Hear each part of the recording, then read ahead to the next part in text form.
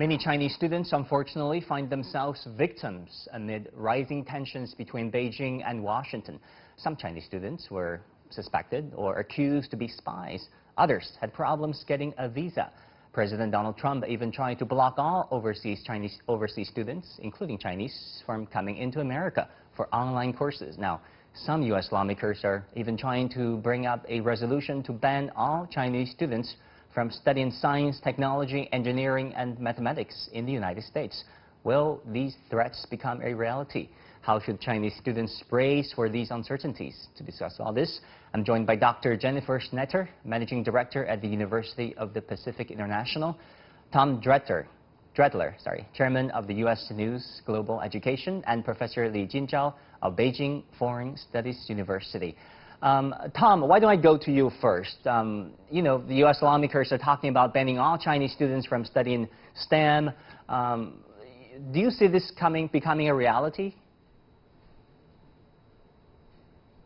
I don't, but I also know that it's a fraction, just a teeny fraction of the 370,000 Chinese students that come to the United States. We have such a long history, a positive cooperative relationship between our two countries, academically, culturally, economically.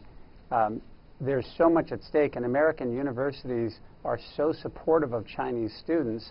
Chinese students, we know, want to get the best education they can in the world. Sometimes that's in China, sometimes that's in other countries. In many cases, it's in the United States. We're actually quite bullish at U.S. News Global Education on the future of U.S.-Chinese academic relationships. Well, Dr. Schnetter, you know what? I have many Chinese friends who are studying in America. I studied in America myself. You know, many of them told me that they're worried, they're concerned. They're very upset by this worsening bilateral relations affecting them as students. Should they be afraid?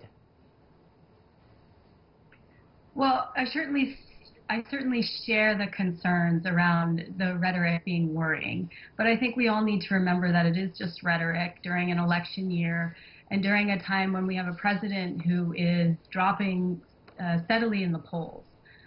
Those who remain in the U.S. continue to be supported by their institution. We at University of the Pacific have welcomed our students back to campus if they need it for housing purposes. We remain in deep contact with our students while they're overseas if they've returned home. And we do all that we can to ensure that they are aware that they are welcome in California and certainly at our university campuses. But you know, President Trump talked about banning all Chinese students who are associated with People's Liberation Army, China's military. I mean, do you see that happening? Have you got orders, directives from the White House, you know, about this directive? We haven't. And I think, again, it kind of goes a little bit to what Mr. Dretler was saying, that it's a very small fraction. And if anything, what we've been observing is a lot more noise and potential changes. But we're waiting to see if some of these are actually going to become reality. And I think that's something we all need to remember when we're looking at what is happening in our environment. Is there's a lot of misinformation that is being pushed out that may not have an impact on our students. And so we encourage them to remain in touch with us, ask us what is happening so we can make sure and we can advocate for them.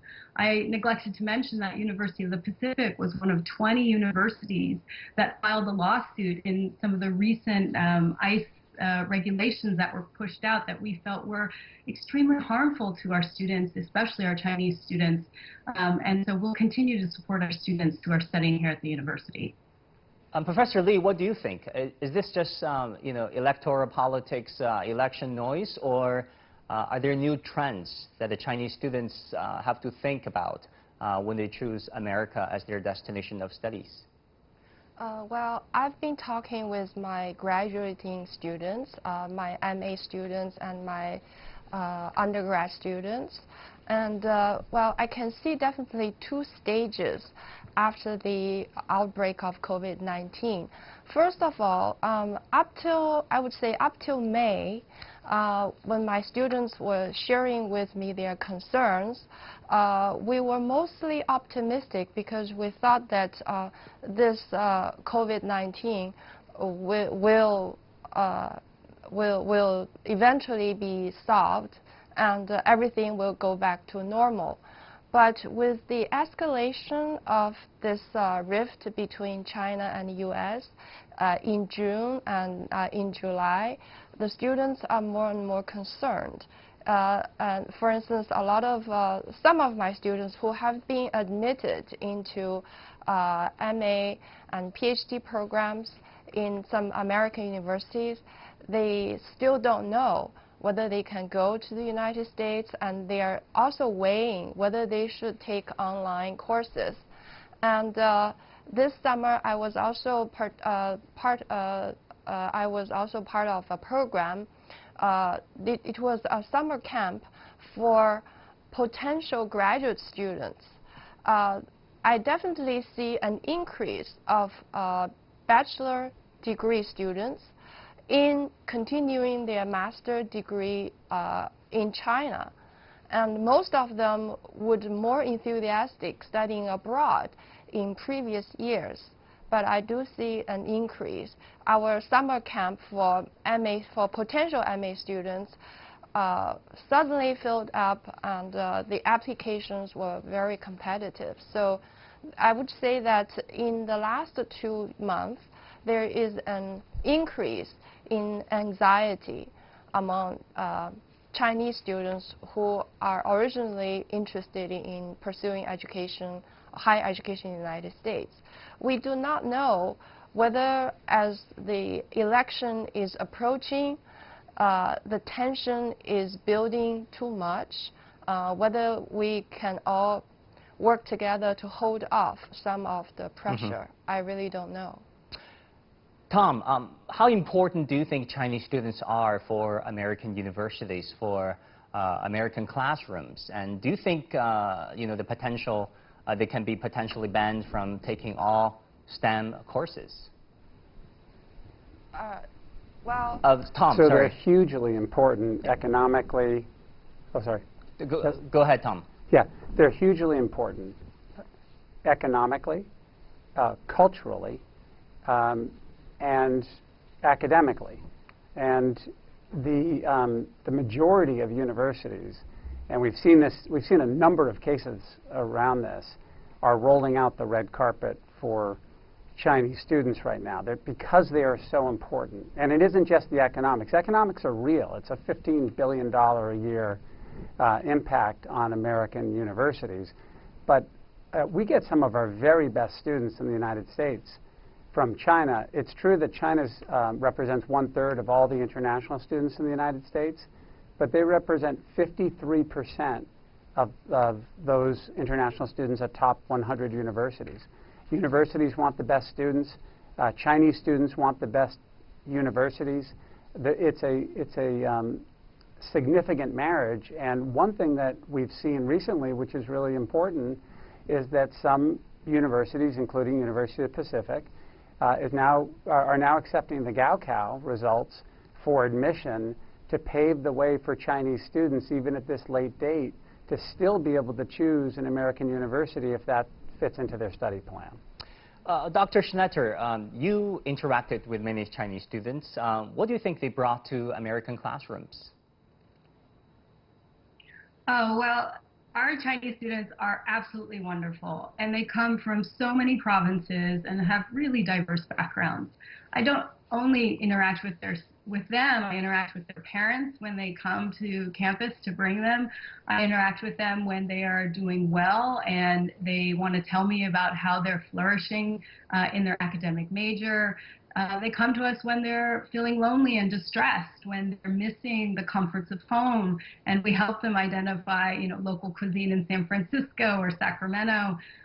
They're really a tremendous addition to our campus community, and we continue to find new ways to connect more with China through bilateral partnerships, through greater recruitment of students at the undergraduate and graduate level, and of course, as Tom mentioned, the introduction of recognizing Gaokao for admission that was introduced actually last year before the pandemic.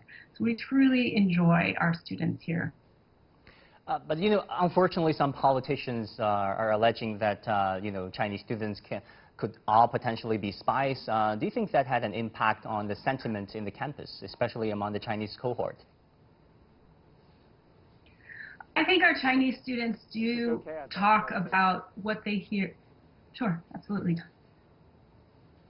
Go ahead, Dr. Schnetter. Oh, thank you. I do think our Chinese students do talk about what they hear in the media and come to us often and query this in their courses they take. Part of an American education is the ability to debate, to inquire, and to question government policy and procedures and information that may be coming out that directly impacts them. This is one of the fundamental tenets of an American education, this quest for inquiry. So I think it does, of course, create, as my other colleague mentioned, some increased anxiety. But the more we discuss it and the more we are made aware of it, we can address it and come together again, either through legal means or through support and wellness, or just discussion generally, to tell them some of this information will not affect you. Some of this information is harmful, and we should discuss how it is affecting you, and we can take steps as a campus community to rectify it. That sounds great. Professor Lee, we have about 1 minute left. Let me ask you this. A candidate for Republican Senate, a Republican candidate for U.S. Senate has said that Chinese students, shouldn't be taking STEM courses, but instead they should be required to study the U.S. Constitution, freedom, and individual liberty. What do you make of that proposal? Well, I really don't think that you can clearly separate culture from technology, because after all, in this age of globalization and this chimerica, meaning the interdependence of U.S. and China, and also the bilateral ties in economy, in education, and in all levels of government interactions, it's too outdated and too rigid to clearly distinguish STEM from other more softer, so-called softer disciplines. I think the Chinese students can benefit from both, and also American students can also benefit from STEM students from China, and also humanities and social science students from China. We shouldn't really rigidly separate the two tracks. It's the hope of many that things will get better. Thank you very much to all my guests, Dr. Jennifer Schnetter, Managing Director at the University of the Pacific International, Tom Dretler, Chairman of the U.S. News Global Education, and Professor Jinzhao of Beijing Foreign Studies University. That's it for this edition of The Point. As always, follow us on Facebook and Twitter, download the CGTN app to watch our show, or go to YouTube and look for CGTN The Point. Thank you for watching.